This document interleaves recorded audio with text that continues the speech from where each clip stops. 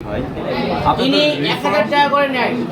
Uttam Kumar sir প্রতিটা মোটরসাইকেলের প্রতি 1000 টাকা নেয়। আমি বলি না ভাই, উনি কে উত্তম কুমার স্যারটা কে আছে এখানে আছে কোনো লেনদেন হয়ে থাকে ভাই, এক মিনিট কথা শুরু করে আমি বলি সকল যদি 10 জন আপনার বিরুদ্ধে যারা 10 জন আপনার সত্যি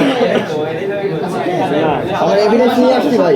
ভাই আমি বলি না ভাই, ওই যে উনি 10 জন যদি আপনার বিরুদ্ধে এভিডেন্স আনে আপনি কি হচ্ছে কি ব্যবস্থা নেবেন নিজের প্রতি নিজে আপনার উপরে বিচার করতে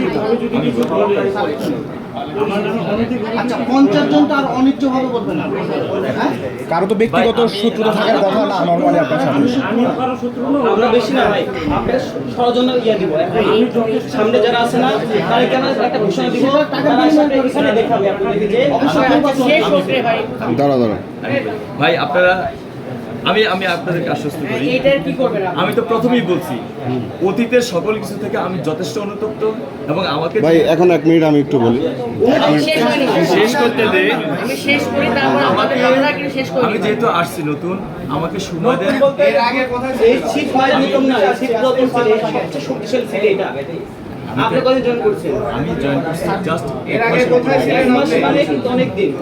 আপনি আসার কোনো কাজ ছিল তাদের আছে যে আন্দোলনে আগে আন্দোলন নাই কেন? আমি এক মাস হচ্ছে জাস্ট ওইখানেও তো দুর্নীতি করতে আমি আমি আইনে সেকেন্ড পোস্ট আপনি নোবেল খবর নিয়ে দেখেন, আপনি তো অবগত সবাই জানেন। আপনি নোয়াখালীর খবর নিয়ে দেখেন, সেকেন্ড পোস্ট আমার আপনি আমার সঙ্গে নাটোরের লাইসেন্স ফিঙ্গার নাটোরের মানুষ আপনাদের এখানে লাইসেন্সের জন্য এত ডিলে হয়, তারা ঢাকায় যেয়ে করতে পারে কিন্তু নাটোরেরটা হয় না, নাটোরে আসতে পারে না, নাটোরে যেতে পারে না, এটা কি করবে?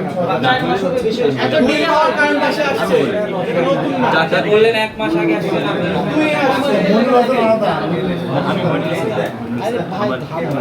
আমি বলতেছি থামো না কথা বলতে দাও। ক্যামেরা আছে, তোমরা একটু থামো না। স্যার একটু আরেকটা কথা এখানে আপনার যতগুলো স্টাফ আছে তাদের মধ্যে কিন্তু এখনো একজন মিসিং তিনি কোথায় একজন ছুটিতে আছে। না না কেন না, না, না, ভাই, শিশির ভাই আস্তে এখানে আরেকজন ইনস্ট্যান্ট আছে অফিসে সে কে নাম কি মিসিং আছে কে সে তিনি কে আমি এডি এই যে ওনার সাথে কাজ করেন ওনার নাম কি নাম ওনার আচ্ছা ওনাকে একটু ধরুন ওনাকে ডাকা হয়েছে কিন্তু ঠিক আছে ওনাকে ধরুন এই সবাইকে আসতে বলেন। আমি ফিঙ্গার নিচ্ছিলাম তো। আচ্ছা স্যার বলেছে আস্তে এক মিনিট স্যার বলেছেন যে কাজ অফ রেখে তাদেরকে আসতে বলতে আচ্ছা আচ্ছা ঠিক আছে, সময় নেই। হ্যাঁ, আমি আপনার প্রশ্ন উত্তর দিচ্ছি। প্রশ্ন উত্তর দিচ্ছি। আমাদের ঢাকাতে অফিস চারটা অফিস এবং প্রতিটা অফিসে প্রতিদিন পরীক্ষা। আমার এখানে কিন্তু প্রতিদিন পরীক্ষা নেই, কারণ আমাকে সিলিং দেওয়া হয়েছে 200 এনশিওর হওয়ার পর আবার পরে আরও 200, এরকমভাবে আমার এখানে কিন্তু ওই পরিমাণ পাবলিক নেই যে আমি প্রতিদিন পরীক্ষা এনশিওর করতে পারি। তো সেই জন্য যেহেতু প্রতিদিন পরীক্ষা হচ্ছে চারটা অফিসে এবং প্রতিদিনই, সেহেতু ওখানে পরীক্ষা যে কোনো দিন মানে যে কোনো দিন না, প্রতিদিনই পরীক্ষা হওয়ার কারণে ওখানে একটু সেবা একটু দ্রুত হচ্ছে। আর এখান থেকে যদি সেবা বিঘ্নিত হয়ে থাকে আমি অবশ্যই সচেষ্ট, আমার জন্য অবশ্যই সেবা ভালো হয়ে যাবে। স্যার এই যে ফিটনেস বিহীন গাড়ি যেগুলো আমাদের নাটোরের রাস্তায় চলে, এটা কিভাবে আপনি পারবেন? অধিকাংশ বাসেরই ফিটনেস নাই।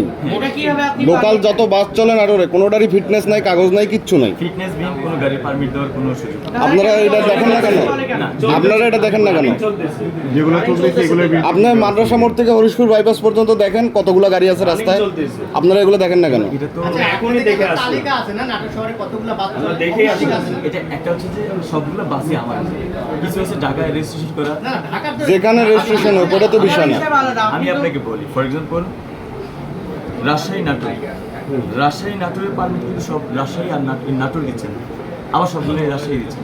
লোকাল বাসগুলো যেগুলো আছে সিংড়া নাটোর, হ্যাঁ, লালপুর, নাটোর, তারপর বনপাড়া, নাটোর, আশেপাশে গুরদাসপুর হ্যাঁ, নাটোর, এগুলো একটা বাসেরও ফিটনেস নাই ভাই। গাড়ি যতগুলো আছে ফিটনেস নাই, কাগজ নাই, কিচ্ছু নাই ভাই। এগুলো বাস কিভাবে চলে?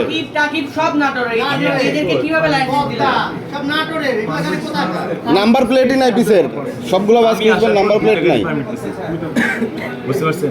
রাস্তায় লাইসেন্স ফিটনেসহীন গাড়ি চলে, এটা আপনাদের দেখতে হবে, এটা যদি অ্যাক্সিডেন্ট করে ড্রাইভারটা কে নিবে এটা? সড়কে যেন অবৈধ যান না চলে, আমরা জেলা প্রশাসনের নেতৃত্বে আমরা মোবাইল কোর্টে গিয়ে কোথায় ভাই? আমাদের শহরের মাথায় চলতেছে, আপনারা কোথায় মোবাইল কোড দিচ্ছেন? শহরের আমরা বাদই দিলাম, এখানে মিডিয়ার লোক আছে, এরাও কখনো মিডিয়ার লোকটা একটু বলেন এটা কি আমি বলি না, আমি বলি না। এরা মনিটরিং কখনো পাইছেন? আমি মাদ্রাসা মোড় থেকে লালপুরের বাসগুলো ছেড়ে যায়, আপনারা একদিন যে তদারকি করছেন বাসের কাগজ আছে নাকি?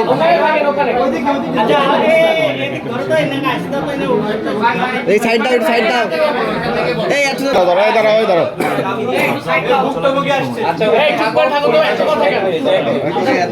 দাঁড়াও সব দাঁড়াও। মোবাইল কোর্টে যদি আমরা ডিস্টার্ব করি তাহলে গাড়ি ঘোড়া আরো চলবে না, সেই জন্য হয়তো বা আপনারা